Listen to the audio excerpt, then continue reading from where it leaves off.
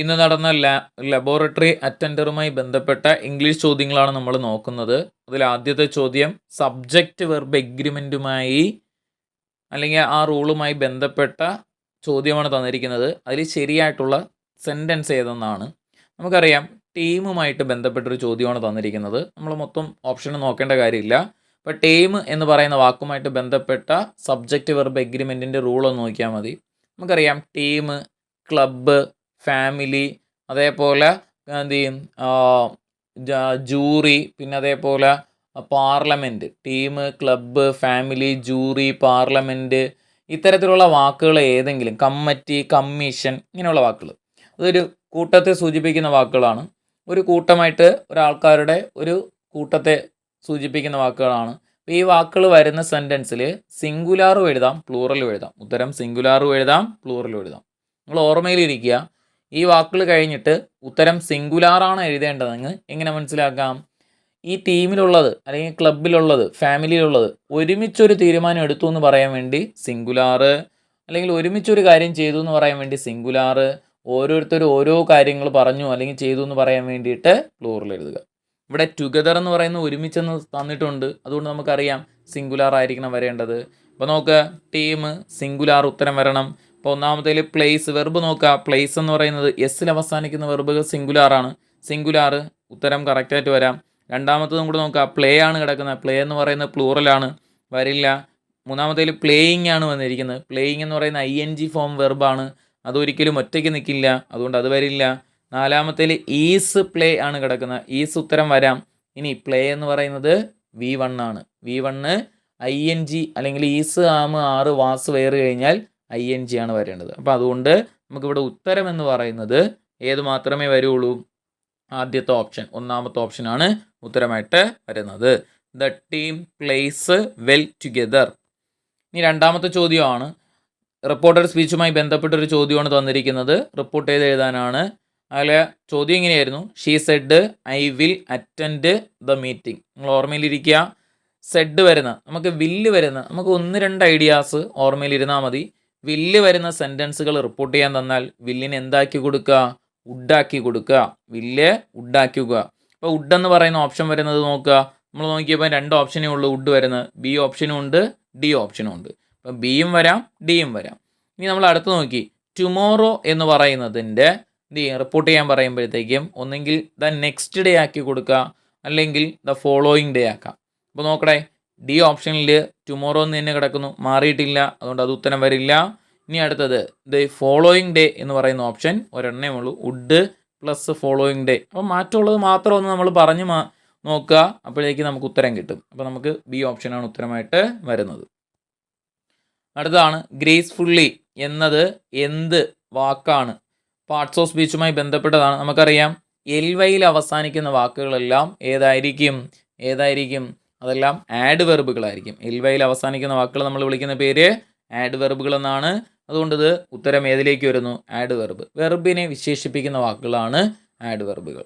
ഹാൻഡ്സംലി, cleverly, wonderfully, sweetly ഇത്തരത്തിലുള്ള വാക്കുകളൊക്കെ നമുക്ക് എന്തെന്ന് പറയാം? ആഡ് വെർബുകളെന്ന് പറയാം. അടുത്തതാണ് ക്വസ്റ്റ്യൻ ടാഗുമായി ബന്ധപ്പെട്ടൊരു ചോദ്യമാണ് തന്നിരിക്കുന്നത്. U have finished your homework. നമുക്കറിയാം ടാഗിങ് പറയുമ്പോഴത്തേക്കും ഓക്സിലറി വെർബ് പറയണം, സബ്ജക്റ്റ് പറയണം. ഓക്സിലറി തന്നിട്ടുണ്ട്, സബ്ജക്റ്റും അതിലുണ്ട്. ഇനി സെനൻസ് പോസിറ്റീവ് ആണോ നെഗറ്റീവ് ആണോ നോക്കണം. പോസിറ്റീവ് സെനൻസ്, നോട്ടോ അല്ലെങ്കിൽ നെഗറ്റീവ് വേർഡോ ഒന്നും വന്നിട്ടില്ല. ഓക്സിലറിയോടൊപ്പം നോട്ട് ചേർത്തെഴുതുക, സബ്ജക്റ്റ് എടുത്തെഴുതുക. ഹാവിനോടൊപ്പം നോട്ട് ചേർക്കുമ്പോഴത്തേക്കും ഹാവിൻ്റെ സബ്ജക്റ്റ് യു, അപ്പോൾ ഹാവിൻ്റെ യു ആണ് ഉത്തരമായിട്ട് വരുന്നത്. അപ്പോൾ you have finished your homework എന്ന് പറയുന്നതിൻ്റെ ടാഗ് ഹാവിൻ്റെ യു. അടുത്ത ചോദ്യമാണ് പാസീവ് വോയിസുമായി ബന്ധപ്പെട്ടൊരു ചോദ്യമാണ് തന്നിരിക്കുന്നത്. I write a letter. അതിൻ്റെ പാസീവ് ഏതാണ്? നമുക്കറിയാം തന്നിരിക്കുന്ന ചോദ്യത്തിനകത്ത് ഓക്സിലറി വെർബ് ഇല്ല എങ്കിൽ പാസീവ് വോയിസിൽ നമ്മൾ ഓക്സിലറി വെച്ചാണ് പാസീവ് വോയിസ് ചെയ്യേണ്ടത്.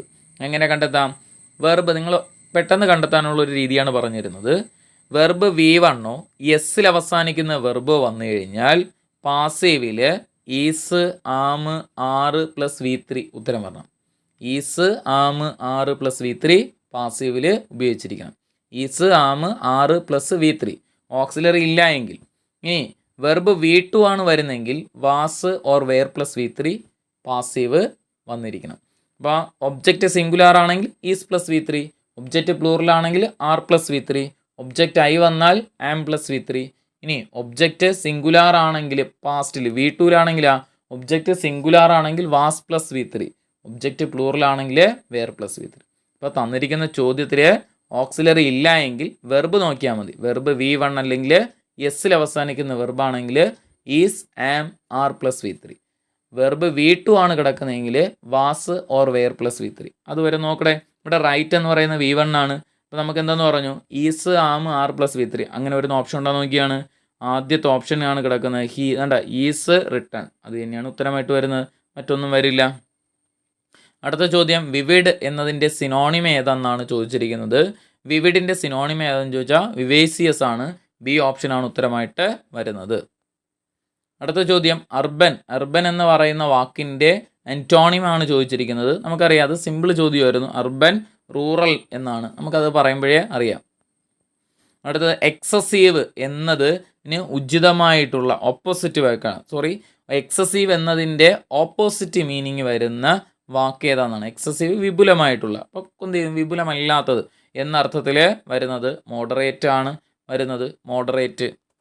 അടുത്തത് എന്ത് ചെയ്യുന്നു, സിമിലർ ആയിട്ടുള്ള വേർഡ് ഏതാണെന്നാണ് എന്ത് ചെയ്യുന്നൂടെ, റെസിലിയൻറ്റ്. റെസിലിയൻറ്റ് എന്നതിൻ്റെ സിമിലർ ആയിട്ടുള്ള വേർഡ് ഏതാണ്, സിനോണിമാണ്. എന്ത് ചെയ്യും, ഫ്ലെക്സിബിൾ ആണ്. റെസിലിയൻറ്റ് എന്ത് ചെയ്യും, ചേർന്നിരിക്കുക, മാറ്റം വരുത്തുക എന്ന അർത്ഥത്തിലൊക്കെ പറയുന്നു. അപ്പോൾ ഫ്ലെക്സിബിൾ ആണ് ഉത്തരമായിട്ട് വരുന്നത്. അടുത്തതാണ്, വൺ വേർഡ് സബ്സ്റ്റിറ്റ്യൂഷനുമായി ബന്ധപ്പെട്ടൊരു ചോദ്യമാണ് തന്നിരിക്കുന്നത്. എന്ത് ചെയ്യുന്നു, to choose not to use a vote in favour of or against something.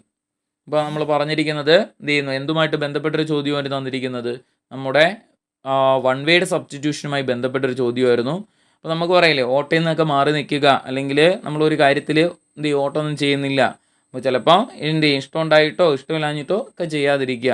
അപ്പോൾ അബ്സ്റ്റെയിൻ ആണ് ഉത്തരമായിട്ട് വരുന്നത്. വിട്ട് നിൽക്കുക, അബ്സ്റ്റെയിൻ ആണ് ഉത്തരമായിട്ട് വരുന്നത്.